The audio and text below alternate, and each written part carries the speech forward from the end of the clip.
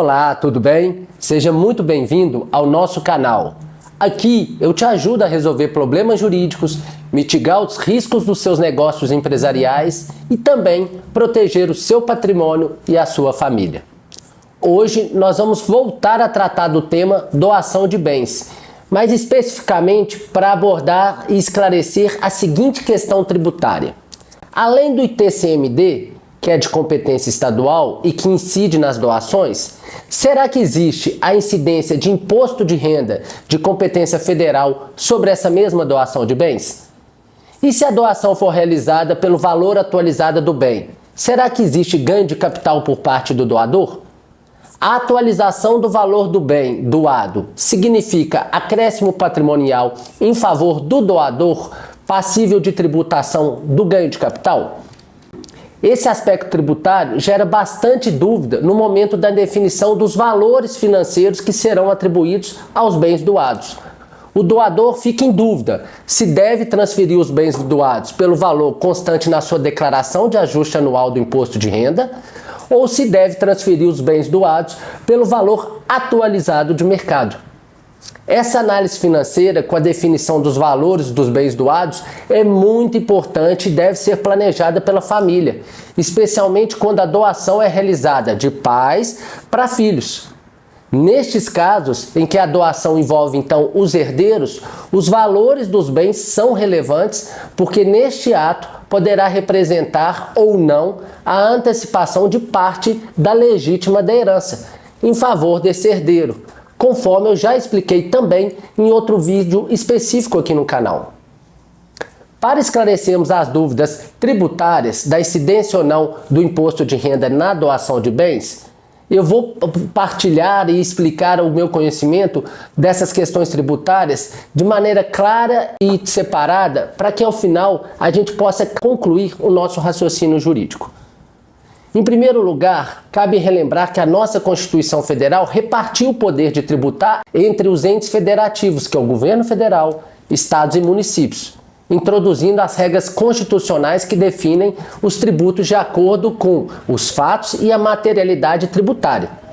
Dentro desse modelo, o que visa ser impedido e proibir é justamente concentrar mais de uma incidência de imposto dentro do mesmo fato, seja a dupla incidência praticada pelo mesmo ente federativo, que é um princípio que chamamos vedação do bis in idem, ou seja a dupla incidência praticada por entes federativos diferentes, princípio que denominamos vedação da bitributação. Dentro então dessa competência do artigo 155, inciso 3 da Constituição Federal, já definiu para os estados a cobrança do imposto da transmissão sobre causa-mortes, que é o falecimento, e sobre a doação, que é o ITCMD. Em segundo lugar, também cumpre esclarecer que dentro do artigo 153 da Constituição Federal, por outro lado, o imposto de renda é de competência federal e deve incidir sobre o acréscimo patrimonial da disponibilidade econômica ou jurídica. Inclusive, o Supremo Tribunal Federal, por meio do recurso extraordinário 172058, já possui entendimento consolidado no sentido de que o fato gerador do imposto de renda para o ente federativo, o governo federal, é a aquisição de disponibilidade econômica ou jurídica de acréscimo patrimonial pela pessoa. Com base então nessas premissas, ITCMD de competência estadual e IR, imposto de renda de competência federal, nós podemos agora analisar o caso concreto da doação sobre o aspecto do doador. Na doação de bens, o patrimônio do doador diminui em vez de aumentar. Mesmo nos casos em que a doação é feita pelo valor atualizado de mercado, o patrimônio do doador sofre a diminuição da disponibilidade financeira em razão da transferência dos bens doados em favor de terceiros. Dentro então dessa perspectiva pelo doador, o ato de doação não gera para ele um acréscimo patrimonial ou um aumento da disponibilidade de bens, passível assim de configurar o fato gerador do pagamento do imposto de renda de competência federal. Portanto, a doação de bens não gera para o doador qualquer tipo de acréscimo patrimonial e, por isso, a operação deve ser isenta da incidência de imposto de renda.